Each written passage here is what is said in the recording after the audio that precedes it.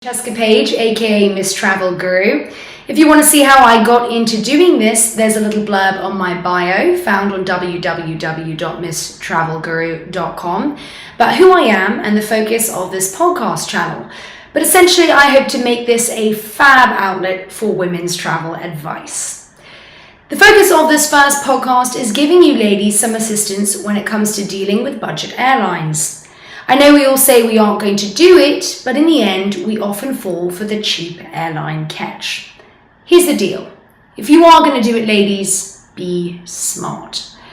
Last week, I took a flight back from New York City, booked on, for the sake of legality, let's call them spooky airlines. The flight was $120, but of course, they charge out the hiney for any baggage.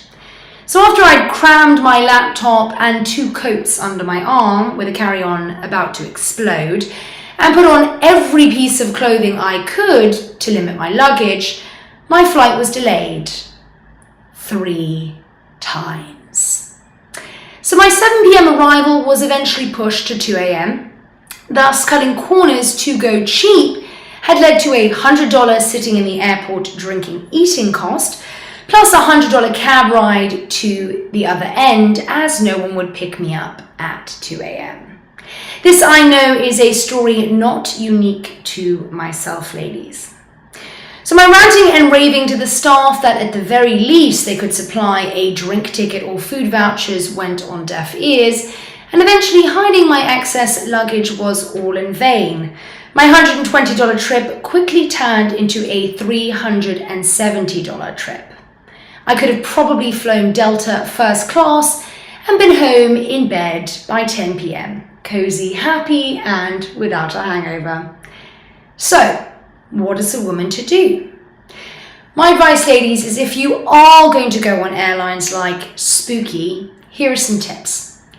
Number 1, keep in mind that unless you are flying to your destination and back in the same day, you will need to pay for a bag. Weigh up if in the end you're really saving any money. Number 2, yes, sometimes you can convince the airline to rebook you the next day, but if they're delayed today, there's really no guarantee they won't be tomorrow. Number 3, yelling at the staff goes nowhere. These airlines have ridiculous policies and their staff have no say in the matter.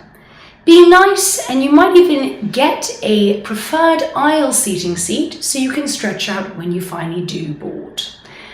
Number 4, if you have to wait, there's no point sitting around being pissed off. Go to the nearest bar and get yourself a large glass of wine. You save money on the flight, so there's the compensation. Make the best of things, and you might even meet your future mister at the bar. Number 5, book an Uber. It's cheap and fast. Jerking people around the other end to pick you up will only stress you out more. Give yourself the flexibility of arrival time. And finally, number 6, although not always possible, try and take the next day off. No one will appreciate you walking into the office drained, tired, and bitching about the vacation that you now need a vacation from due to your flight from hell. Trust me, you'll thank me for it.